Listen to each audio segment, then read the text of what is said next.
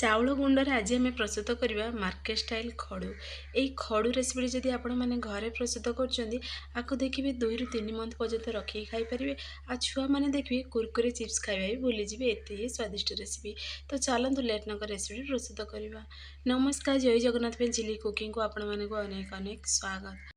ହଁ, ପ୍ରଥମେ ଆମେ ଗୋଟେ କରେଇ ନେବା, ସେଇଥିରେ ଏଡ଼୍ କରିଦେବା 1.5 ଗିନା ପାଣି। ଯେହେତୁ ମୁଁ 1 ଗିନା ଚାଉଳ ଚୁନା ଏଡ଼୍ କରିବି, ତ ମୁଁ ଏଠି 1.5 ଗିନା ପାଣି ନେଇଛି। ତ ପାଣିକୁ ଟିକେ ହାଲକା ଆମେ ଗରମ ହେବାକୁ ଦେବା। ପାଣିଟା ଟିକେ ଗରମ ହେଇସାରିବା ପରେ ଆମେ ସେଇଥିରେ ଏଡ଼୍ କରିଦେବା ରାଶି। ରାଶି ବଦଳରେ ଆପଣମାନେ ଏଠି କଳା ଜିରା ବି ଏଡ଼୍ କରିପାରିବେ। ପୁଣି ଦେଖନ୍ତୁ ହଳଦୀ ଗୁଣ୍ଡ 1/2 ଚାମଚ, ଯେତିକି ରାଗ ଖାଇବେ ସେ ଅନୁସାରେ ଲଙ୍କାଗୁଣ୍ଡ ଏଡ଼୍ କରିବେ। ପୁଣି ସେଇଥିରେ ଅଳ୍ପ ଟିକେ ଫ୍ଲେଭର ପାଇଁ ବୋଲି ଜିରା ଏଡ଼୍ କରିଛି। ଜିରା ବଦଳରେ ଆପଣମାନେ ଏଠି ଜୁଆଣି ବି ଏଡ଼୍ କରିପାରିବେ। ଆଉ ଦେଇଦେବା ସ୍ୱାଦ ଅନୁସାରେ ଲୁଣକୁ ଏଡ଼୍ କରିଦେବା। ଲୁଣକୁ ଏଡ଼୍ କରି ପୁଣି ଥରେ ଅଳ୍ପ ଟିକେ ଆମେ ସେଇଥିରେ ଏଡ଼୍ କରିଦେବା ରିଫାଇନ୍ ତେଲ। ରିଫାଇନ୍ ତେଲ ମୁଁ ଏଠି ଦେଇଛି 1 ବଡ଼ ଚାମଚ ଏଡ଼୍ କରିଛି। ଆଉ ଯେହେତୁ କୁଡ଼ୁମୁଡ଼ିଆ ପାଇଁ ବୋଲି ବା କ୍ରିପ୍ସି ରହିବ, ସେଇଥିପାଇଁ ଆମେ ରିଫାଇନ୍ ତେଲ ଏଡ଼୍ କରୁଛନ୍ତି। ଆଉ ଆପଣମାନେ ଚାହିଁଲେ ଏଠି ମୁଁ ଆଉ 1 ଚାମଚ ଏଥିରେ ବଟର ବି ଏଡ଼୍ କରିଛି। ବଟର ଏଠି ପୁରାପୁରି ଅପସନାଲ୍ ଅଛି, ଚାହିଁଲେ ଏଡ଼୍ କରିବେ, ନହେଲେ ସ୍କିପ୍ ବି କରିପାରିବେ। ତ ଏବେ ଆମେ ଟିକେ ଫୁଟିବାକୁ ଦେବା। ଫୁଟି ସାରିବା ପରେ ଆମେ ସେଇଥିରେ ଏଡ଼୍ କରିଦେବା ଚାଉଳ ପାଉଡ଼ରକୁ। ତ ଦେଖନ୍ତୁ ଏଇଠି ଚାଉଳ ପାଉଡ଼ର ନେଇଛି ମୁଁ ସେମ୍ ଗିନାର ମେଜରମେଣ୍ଟରେ ହିଁ ନେଇଛି। ଆଉ 1.5 ଗିନା ପାଣିରେ 1 ଗିନା ଦେଖନ୍ତୁ ଏଠି ମୁଁ ଚାଉଳ ଚୁନା ଏଡ଼୍ କରିଛି।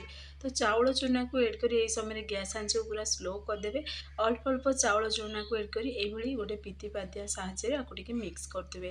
ତ ଦେଖନ୍ତୁ କେତେ ବଢ଼ିଆ ଗୋଟେ ସ୍ମୁଥ୍ ଗୋଟେ ଏଠି ଜନ୍ତୁଣି ବନିକି ଯେମିତି ଆମର ରେଡ଼ି ହେବ। ଆଉ ଶୁଖା ଚାଉଳ ଚୁନା ଯେମିତି ଦେଖିବେ, କ୍ୱାଣ୍ଟିଟି ଯେହେତୁ ଏଠି ଆମର ପରଫେକ୍ଟ ଅଛି, ତ ବିଲକୁଲ ବି ରହିବନି। ଆଉ ଜନ୍ତୁଣିଟି ପରଫେକ୍ଟ ବନିକି ରେଡ଼ି ହେବ। ଆଉ ଯଦି ଆପଣମାନେ ଏଠି 1 ଚାଉଳ ଚୁନା ମାନେ ପାଉଡ଼ରକୁ 1 ଗିନା ପାଣି ଯଦି ଏଡ଼୍ କରିଦେବେ, ଟିକେ ହାଲକା ଶୁଖା ରହିବ। ତ ଆପଣମାନଙ୍କ ମନ ପସନ୍ଦ ଅନୁସାରେ ବନାନ୍ତୁ। ଆଉ ଏଇ ମେଜରମେଣ୍ଟରେ ଯଦି ବନେଇବେ ନା, ପରଫେକ୍ଟ ବନିକି ରେଡ଼ି ହେବ। ତ ଦେଖନ୍ତୁ ଏଠି ବଢ଼ିଆ ଆମର ଗୋଟେ ଜନ୍ତୁଣି ବନିକି ରେଡ଼ି ହେଇସାରିଲାଣି। ଆଉ ଟିକେ ଟିକେ ଦେଖନ୍ତୁ ଅଳ୍ପ ପୁରା ମାନେ ଧଳା ଧଳା ଚାଉଳ ଚୁନା ଅଳ୍ପ ଟିକେ ଦେଖାହେଉଛି, କିନ୍ତୁ ହାତ ସାହାଯ୍ୟରେ ଯେତେବେଳେ ଆପଣମାନେ ଆକୁ ଚକଟିବେ ନା, ସେ ଦେଖିବେ ପରଫେକ୍ଟ ହେଇ ରେଡ଼ି ହେବ। ତ ଦେଖନ୍ତୁ ଆପଣମାନେ ମୁଁ ଅଳ୍ପ ଟିକେ ସେଥିରୁ ଜନ୍ତୁଣି ଆଣିକି ଦେଖାଉଛି, ହାତକୁ ଟୋଟାଲ ବି ଲାଗୁନି। ଆଉ ଏଠି ଜନ୍ତୁଣିଟି ଆମର ପରଫେକ୍ଟ ବନିକି ରେଡ଼ି ହେଇଛି। ଯେହେତୁ ଏବେ ବହୁତ ଗରମ ଅଛି, କିନ୍ତୁ ଥଣ୍ଡା ହେଲା ପରେ ଦେଖିବେ ଆହୁରି ପୁରା ସେଟ୍ ହେଇଯିବ ଇଏ। ତ ଆକୁ ଆମେ ଗୋଟେ ପ୍ଲେଟ୍କୁ ଏବେ ବାହାର କରିଦେଇଛି ମୁଁ, ଥଣ୍ଡା ଯେମିତି ହେଇଯିବ, ଆମ ବନେଇବାଟା ପୁରା ଇଜି ହେବ, ଯେମିତି ଗରମ ଲାଗିବନି ବି। ତ ଅଳ୍ପ ଟିକେ ଆମେ ତେଲ ହାତ ହେବା, ତେଲ ହାତ କି ପାଣି ହାତ ଯାହା ବି ହେଇପାରିବେ। ତ ଦେଖିବେ ଟିକେ ଯଦି ଅଳ୍ପ ଯଦି ପତଲା ବି ବନୁଛି ନା ଏଇଠି ଜନ୍ତୁଣିଟି, ତାହେଲେ ବି ଦେଖିବେ ପରଫେକ୍ଟଲି ଗୋଟେ ମାନେ ବନିକିରି ରେଡ଼ି ହେଇଯିବ, ବିଲକୁଲ ବି ବିଗିଡ଼ିବନି। ମାନେ ପ୍ରଥମ ଥର ବି ଆପଣମାନେ ବନାଉଛନ୍ତି ନା, ପରଫେକ୍ଟ ଆମର ଖଡ଼ୁ ବା ସିଙ୍ଗିଡାଲି ବନିକି ରେଡ଼ି ହେବ। ତ ଅଧିକା ଯଦି ଶୁଖା ହେଲେ ବି ଅଳ୍ପ ଟିକେ ଆପଣମାନେ କ'ଣ କରିବେ, ପାଣି ହାତ ହେଇକରି ବି ଚକଟିବେ ନା, ସେ ପୁରା ସଫ୍ଟ ହେଇଯିବ। ଆଉ ଯଦି ଦେଖିବେ ଟିକେ ଅଧିକା ସଫ୍ଟ ହେଇସାରିଲା, ତାହେଲେ ବି ଦେଖିବେ ସେ ଶୁଖିଲା ପରେ ଚୁନାଟା ଯେହେତୁ ଚାଉଳ ଚୁନା, ସେ ପୁରା ପାଣିକୁ ପୁରା ଏବଜର୍ବ କରିଦେବ, ପରଫେକ୍ଟ ବନିକି ରେଡ଼ି ହେବ। ଆଉ ପ୍ରଥମ ଥର ବି ଆପଣମାନେ ଯଦି ପ୍ରସ୍ତୁତ କରୁଛନ୍ତି, ପୁରା ମାର୍କେଟ ଷ୍ଟାଇଲର ବନିକି ରେଡ଼ି ହେବ।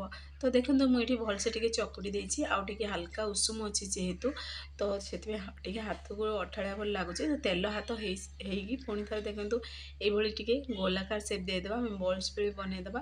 ଆଉ ଯେତିକି ବଡ଼ ସାଇଜରେ ଆପଣମାନେ ଖଡ଼ୁ ବନେଇବାକୁ ଚାହୁଁଛନ୍ତି ବା ସିଙ୍ଗିଡାଲି ବନେଇବାକୁ ଚାହୁଁଛନ୍ତି, ସେ ଅନୁସାରେ ଆକୁ ଗୋଲାକାର ସେପ୍ ଦେବେ। ତ ମୁଁ ଏଠି ଅଳ୍ପ ଟିକେ ହିଁ ଗୋଲାକାର ସେପ୍ ଦେଇକି ଆପଣମାନଙ୍କୁ ମୁଁ ଦେଖାଉଛି କେମିତି କ'ଣ ପ୍ରସ୍ତୁତ କରିବେ।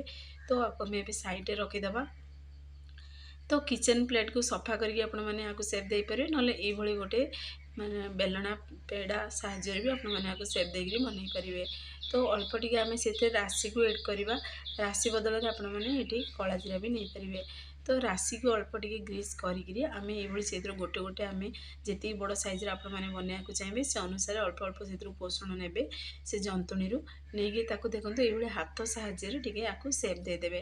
ସେପ୍ ଦେଇକିରି ଯେତିକି ପତଳା ରଖିବାକୁ ଚାହୁଁଛନ୍ତି କି ବହଳିଆ ରଖିବାକୁ ଚାହୁଁଛନ୍ତି, ସେ ଅନୁସାରେ ଆପଣମାନେ ଏଠି ସେପ୍ ଦେବେ। କିନ୍ତୁ ଦେଖିବେ ଅଧିକା ପତଲା ନାହିଁ କି ଅଧିକା ବହଳିଆ ନାହିଁ, ସେଇଭଳି ପ୍ରୋସେସରେ ଯଦି ପ୍ରସ୍ତୁତ କରିବେ, ତାହେଲେ ଦେଖିବେ ଖାଇବାକୁ ବହୁତ କ୍ରିପ୍ସି ଲାଗିବ। ଆଉ ଥରେ ଯଦି ଆପଣମାନେ ଫ୍ରେଣ୍ଡସ୍ ଏଇ ରେସିପିଟି ପ୍ରସ୍ତୁତ କରୁଛନ୍ତି, ଦେଖିବେ ବାରମ୍ବାର ବନେଇବାକୁ ଇଚ୍ଛା ହେବ। କାହିଁକିନା ଆକୁ ଯଦି ଥରେ ବନେଇବେ, ତ 2 ମନ୍ଥ ପର୍ଯ୍ୟନ୍ତ ଆପଣମାନେ ରଖିକି ଖାଇପାରିବେ ସାଇତିକି। ତ ଦେଖନ୍ତୁ ଏଠି ମୁଁ ଗୋଟେ ବନେଇକି ଆପଣମାନଙ୍କୁ ଦେଖେଇଦେଲି, ଗୋଟେ ବଡ଼ ସାଇଜ୍ ପ୍ରଥମେ ବନେଇକି ଦେଖେଇଲି। ଏତିକି ବଡ଼ ସାଇଜ୍ରେ ବି ଆପଣମାନେ ବନେଇ ପାରିବେ। ତ ଆଉ ଗୋଟେ ଦେଖନ୍ତୁ ମୁଁ ଆପଣମାନଙ୍କୁ ଏଠି ମିଡ଼ିୟମ୍ ସାଇଜ୍ରେ କେମିତି ବନେଇବେ ଦେଖାଉଛି। ତ ସେଇ ପ୍ରୋସେସରେ ସବୁ ବନେଇକି ଏବେ ରେଡ଼ି କରିବେ। ତ ଆପଣମାନଙ୍କ ମନ ପସନ୍ଦ ଅନୁସାରେ ଆପଣମାନେ ଏଠି ସେପ୍ ଦେଇପାରିବେ। तो पुणी थे आम सेम प्रोसेस टी हाथ साहाଯ୍य बेली दबा पुणी थे दुई पार्ट्स तार साइड देखो दुई पार्ट्स को टे जॉइंट करेंगे जमीक आम तेल एड कला माने से जमी खोलनी से प्रति टे ध्यान देवे ये दुई पार्ट्स को टे जॉइंट करदे तो परफेक्टली देखो बनिकी आम रेडी हो सारे पूरा पूरी इजी प्रोसेस रे बनिकी रेडी हे 10 ରୁ 15 मिनट आपण मैंने ये रेसिपी बनेकरी रेडी करेंगे आ देखिए चा सहित हो एमती छुआ मानकर टिफिन बॉक्स रे भी देवे तो से मैंने भी देखिए टिफिन फिनिश करी आसबे तो मार्केट रे न आनिकी घरे बनेकी छुआ मानक दिंतु देखिए मैंने से मैंने भी पसंद करेंगे आदि भी आपण मैंने या बनाऊँ ना देखिए बनाऊे नहीं नहीं से खाई चलते एत ये स्वादिष्ट गोटे क्रिप्सी कोड़मुड़िया रेसिपी तो केवल चाउल चूना गोटे गिना चाउल चूना जदि घरे अच्छी ताहले आपण मैंने ये क्रिप्सी टेस्टी स्नैक्स बनैकी रेडी करेंगे तो देखो ये मुझे 3 प्रकार आपको देखली बड़ साइज गोटे बनैली मीडियम साइज और छोट साइज केमती बनैबे मुझे देखी सारी तो ये चलतु आपको आम साइड रखीदे से प्रोसेस रे बनैकी रेडी करवा पुणी थे आम आग प्रणाली आम प्रस्तुत करवा तो ये गोटे मुझे पेन नहीं पेन एड कर तेल तेल को ये मुझे गरम कर देती मीडियम फ्लेम रखी यही समय गैस आंच को रखिकी तेलटा पूरा गरम हो सारापर आम से एड करदे खड़ू को एड करदे सिंगीडाल को एड करदे एड करी रिंग्स को टी आम सीझा दबा तो देखिए आपको एड करू करू तेल केते सारा पूरा बबल्स आसो तो आपण मैंने देखी भी पारुथिबे तो पूरा बबल्स गला पर्यंत आपको फ्राए करेंगे बिल्कुल भी टच करेंगे ना देखिए पूरा भांगी जीवो तो बबल्स गला देखो ये आमर खड़ूटी बनिकी रेडी हो सारा सिंगीडालटी बनिकी रेडी हो सारा तो ताको आम पुणी थे उल्टे दबा आउ किसी समय आपको आम फ्राए करवा तो देखिए सी पूरा बनी सारापर तेल रे पूरा भाषो खड़ू आमर सिंगीडालू तो जानदेवे परफेक्ट बनिकी रेडी हो सारा तो ये मुझे गोटे फग बा कंटा चामच साहाଯ୍य उल्टो पाल्ट कर देखो ये प्रोसेस एपट सेपट कर उल्टो पाल्ट करेंगे तो देखो ये बनी सारा पूरा आ बिल्कुल भी बबल्स आसुनी आ पुणी भासुची पूरा आम खड़ू गुड़ाक पूरा भासुची तेल रे तो जानदेवे परफेक्टली बनिकी रेडी हो सारा तो आपको मीडियम फ्लेम रे ही फ्राए करेंगे देखिए स्लो आंच रे फ्राए करेंगे कहीं से पूरा तेल को एब्जर्व करदे आ हाई आंच जब फ्राए करेंगे पूरा बाहर ही क्रिप्सी हो भीतर भलसे सीझीबनी से प्रति टिके ध्यान देवे तो ये देखो आम सबूतक छाणी गोटे ये स्टेनर स्पाइडर साहाଯ୍य बाहर करदे गोटे जाली रेड करी किसी समय आपको आम रखीदे जेहेतु एक्सट्रा जो तेल थी ताहले बाहरी पड़ो तो किसी समय तेल पूरा बाहरी सारिबा परे आपको आम पुणी थे गोटे प्लेट रखा पुणी थे सेम प्रोसेस रे आ गोटे स्टेप भी देखो आपण मानक देखई दूची तो सेम स्टेप को फॉलो करके बनातु देखिए परफेक्ट बनिकी रेडी हे आपण मैंने जब प्रथम थर भी बनाऊँ ना ताहले देखिए परफेक्ट बन तो फुल वीडियो को वाच करके बनातु तो देखिए बहुत ही क्रिप्सी टेस्टी रेसिपी आमर बनिकी रेडी भी हो सारा